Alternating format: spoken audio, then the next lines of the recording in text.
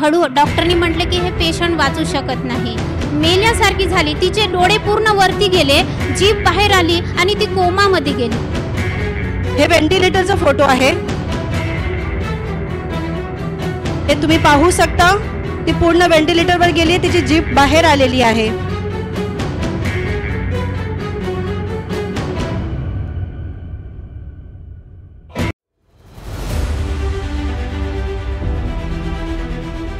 ताई तुमचं नाव सांगा। सुशीला गुरले। कुठून आले तुम्ही? आम्ही चंद्रपूर जिल्ह्यामधून आले आहोत। तुमच्या मुलीला काय त्रास होता? तिला फंगल इन्फेक्शन झालं होतं, पूर्ण बॉडीमध्ये ते जहर पसरलेलं होतं, पूर्ण ऑर्गन्स फेल झाले होते, तिचे किडनी फेल झाली, हार्टमध्ये पण तिला इन्फेक्शन गेलं आणि मग हळू डॉक्टरनी म्हटले की हे पेशंट वाचू शकत नाही। आम्ही काही सांगू शकत नाही की किती दिवस आहे आणि किती वेळ आहे ह्या पेशंटजवळ, असं डॉक्टरने आम्हाला तसंच सांगितलं। मग आम्ही प्रार्थना माध्यमाचा वापर करत गेलो आणि मग साक्ष पण देईल असं सांगितलं।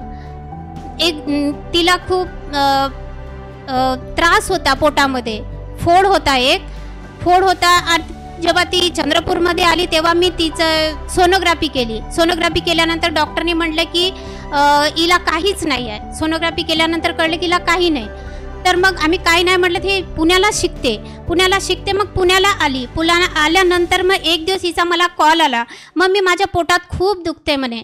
तर मी वंदना मॅडमचे प्रवचन पहिले ऐकत होती, तर मला त्या प्रवचनामध्ये मॅडमने म्हटलं की एका बाईने आपल्या मुलीसाठी प्रार्थना केली की माझी मुलगी दूर आहे, पण मी तिच्या जवळ नाही, पण तू तिच्या जवळ आहेस, माझा हात पोहोचू शकत नाही पण तुझा हात पोहोचू शकते। तर मला लक्षात आलं, मी धावत गेली, प्रभूकडे प्रार्थना केली, हे प्रभू माझ्या मुलीजवळ कोणीच नाही, ती एकटी आहे, पण मी खूप लांब आहे, चंद्रपूर जिल्ह्यामध्ये आहे, तर मी काय करू? मग मी तिथे बसून खूप वेळ प्रार्थना केली। प्रार्थना केल्यानंतर मग सकाळ झाल्यानंतर पण ती तशीच एकटीच राहिली हॉस्टेलमध्ये, तिच्याजवळ कोणी नव्हतं, तिच्या शरीरात पूर्ण जहर पसरलं फोड फुटल्यानंतर, तरी पण ती तशीच वाचून राहिली देवाच्या कृपेने। दुसऱ्या दिवशी संध्याकाळी मग तिला दवाखान्यात नेण्यात आलं, तर डॉक्टरनी म्हटलं की हे क्रिटिकल कंडिशन आहे, हिला दुसऱ्या मोठ्या हॉस्पिटलमध्ये न्या। मोठ्या हॉस्पिटलमध्ये नेलं सरकारी, तो पण डॉक्टर म्हणे की हे क्रिटिकल कंडिशन आहे, चांगले प्रायव्हेटमध्ये न्या।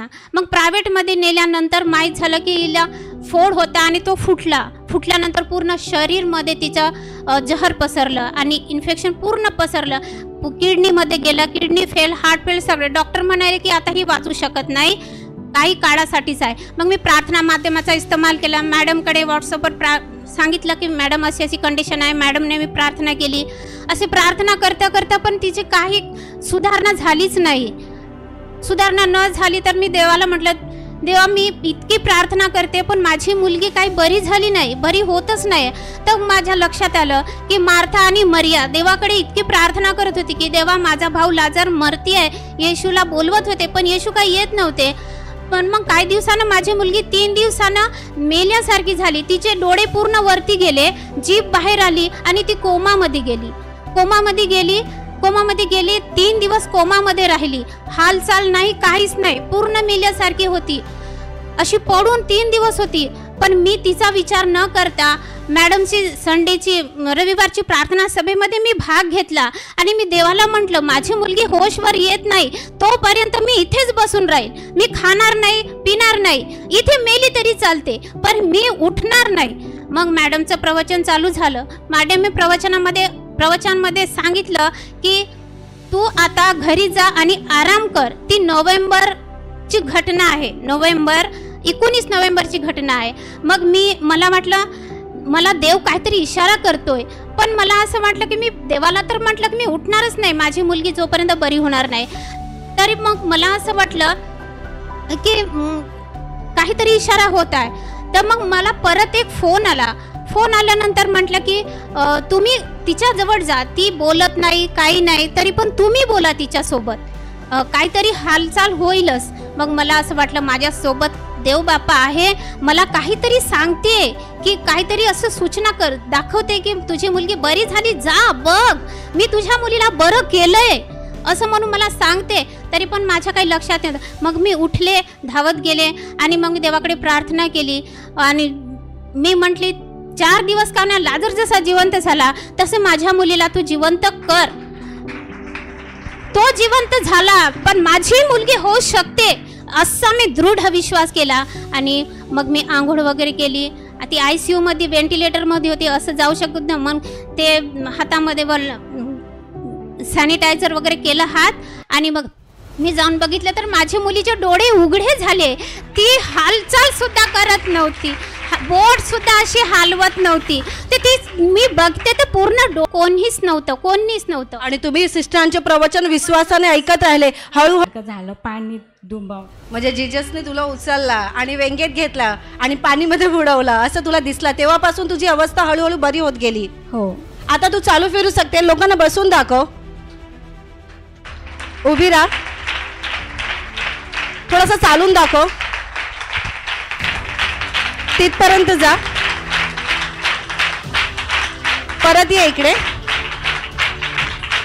हॉस्पिटलच्या व्हेंटिलेटरवर होती तू आणि देवाने तुला एवढा मोठा फक्त प्रवचनाद्वारे ऑनलाईनवर कार्यक्रम पाहण्याने तुमची मुलगी देवाने पूर्ण बरी केलेली आहे. आता तुम्ही पाहू शकता ही मुलगी पूर्णपणे बरी झालेली आहे. सर्वांनी मोठ्याने टाळ्या वाजवा आणि प्रभू येशूला धन्यवाद द्या. ये बहन बता रही है कि ये चंद्रपुर में रहती है और उनकी लड़की पुणे हॉस्टल में रहती थी और वहाँ पे वो पढ़ाई कर रही थी, लेकिन अचानक नवंबर के महीने में पहले ही उसके पेट में दर्द होने लगा और जब वहाँ पे रिपोर्ट निकाली गई तो कुछ बताया नहीं गया. बाद में उन्होंने अपनी मम्मी को बता दिया और उसकी समस्या ज़्यादा बढ़ने लगी. पर उनकी मम्मी विश्वास से, ये बहन विश्वास से यहाँ का कार्यक्रम ऑनलाइन पर देखती थी और प्रवचन सिस्टर का हमेशा सुनती थी, प्रार्थना में भाग लेती थी, इसलिए उनका विश्वास बहुत बड़ा था. और जब उनकी बेटी को बहुत बड़ी समस्या हो गई, उनको हॉस्पिटल में एडमिट किया गया, तभी ऐसा बताया गया कि उसके पेट में जो फोड़ी हो गई थी वो फूट गई है और पूरे शरीर में जहर फैल गया है. उसके शरीर की सारी यंत्र काम करना बंद हो चुके थे. वो वेंटिलेटर पे गई और उसकी आंखें चढ़ गई, जीभ बाहर आ गई और यहाँ तक बता दिया गया था कि वो बचेगी नहीं. पर इनका विश्वास था, इन्होंने ऐसा विश्वास रखा कि जिस तरह से लाजर को प्रभु यीशु ने जिंदा किया है वैसे ही प्रभु यीशु मेरी बेटी को भी जिंदा करेगा. और एक जगह पर बैठकर वो ऑनलाइन पर सिस्टर का प्रवचन देखती रही, प्रार्थना करती रही. प्रभु की कृपा हो गई और बाद में उनको फ़ोन आ गया और फ़ोन आने के बाद जब वो वापस हॉस्पिटल में गई देखने के लिए, जो उनकी लड़की 3 से 4 दिन तक पूरी तरह से हलचल करना बंद हो चुका था, जीभ बाहर आ गई थी, उन्होंने उस समय आंखें खोली, हाथ हिलाना शुरू किया और धीरे धीरे प्रवचन सुनते रहने से, ऑनलाइन पर भाग लेते रहने से, प्रार्थना माध्यम का इस्तेमाल करते रहने से आज ये बहन पूरी तरह से ठीक हो गई है. इसीलिए आप लोग तालियां बजाकर प्रभु यीशु को धन्यवाद दीजिए. वैसे ही वो बता रही है कि वो जिस हॉस्पिटल में उनका ट्रीटमेंट चालू था उनकी बेटी का, वहाँ पर 25 लाख का खर्चा हो चुका था. 25 लाख इतना खर्चा होने वाला था, पर प्रभु की कृपा से अभी उनका वो इलाज पूरी तरह से फ्री में हो गया है. इसलिए आप लोग तालियां बजाकर प्रभु यीशु को धन्यवाद दीजिए.